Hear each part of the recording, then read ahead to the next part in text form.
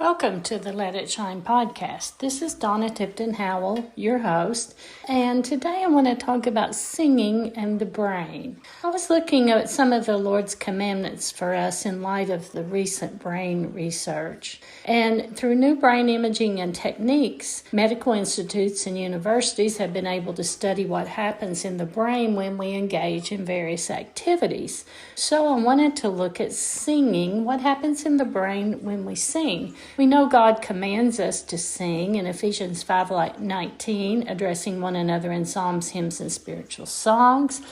And Colossians 3:16, let the word of Christ dwell in you richly, teaching and admonishing one another in all wisdom, singing songs and hymns and spiritual songs with thankfulness in your hearts to God. And since we are instructed to speak to one another in psalms and hymns and spiritual songs, that indicates it's something that we do together. And one of the reasons we come together as a congregation is to sing. Perhaps we haven't thought about singing and all the benefits it affords. Maybe we just take it for granted it is something we need to be doing because the Lord said do it. The brain is so amazing. So many different areas and pathways and neurons and chemicals and all the intricacies that make up this amazing part of the body has intrigued scientists and medical professionals throughout the decades. Recently, more highly sensitive imaging has allowed researchers to learn new things about this amazing brain.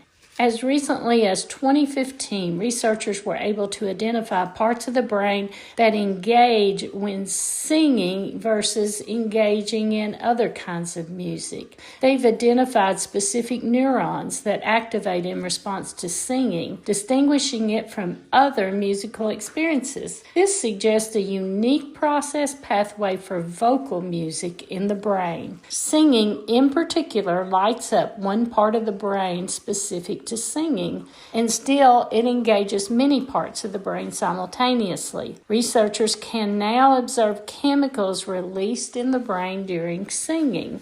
Here are some of the benefits of singing, and more specifically, singing in a group setting. Researchers have determined singing makes you feel better. Have you ever come home and felt so bad after working all day, but you have church on a Wednesday night and you say, I can't go, but you just make yourself go, and when you start singing, you start to feel better?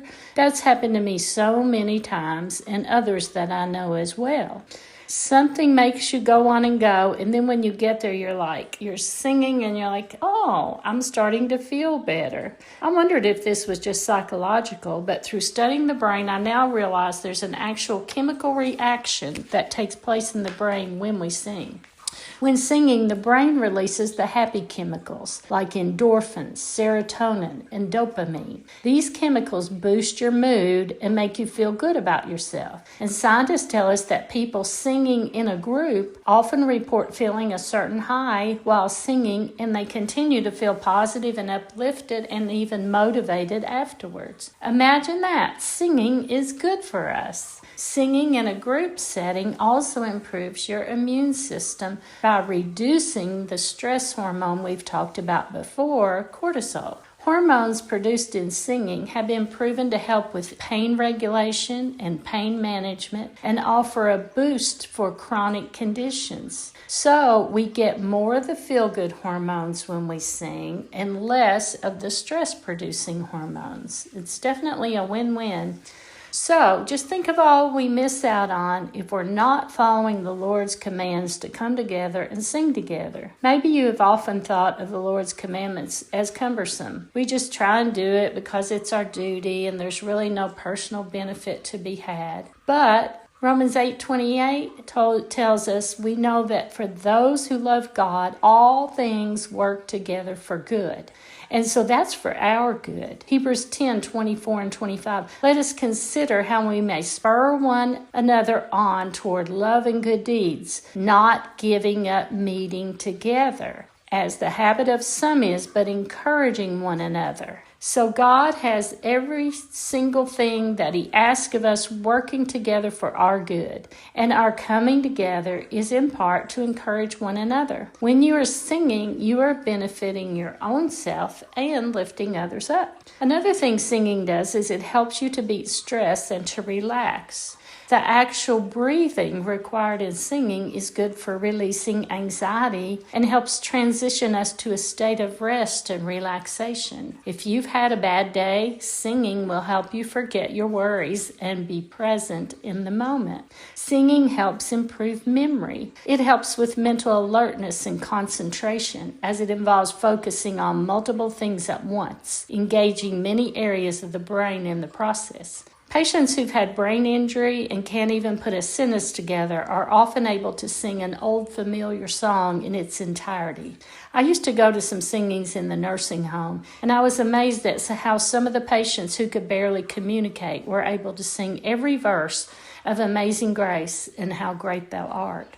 Also, singing builds a sense of community. Singing with other people can help build connections and a feeling of togetherness. Recent research has showed that there's a sense of self and other merging that we experience by synchronizing our voices. Singing with others is a great way to expedite social bonding. In a sense, your heartbeat and your breathing is synchronized with others, and you are all breathing as one huge body. Singing lets you express yourself and your beliefs. It can tap into a range of emotions. In singing in a group, there's almost an unseen tie that binds you all together. You hear your voice blending with others who share in a mutual cause.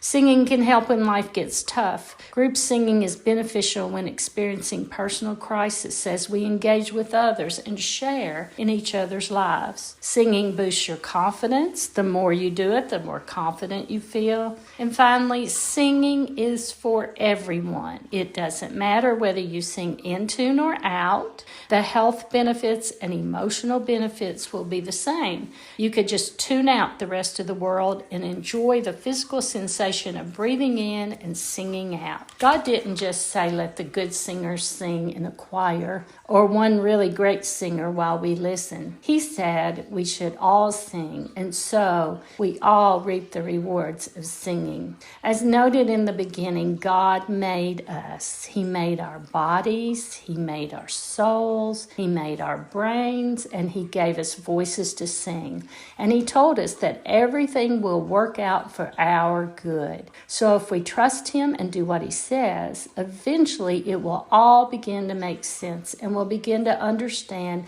and celebrate all the wonderful things He has planned for us. So try some singing and see if it doesn't make you feel better. Have a great day.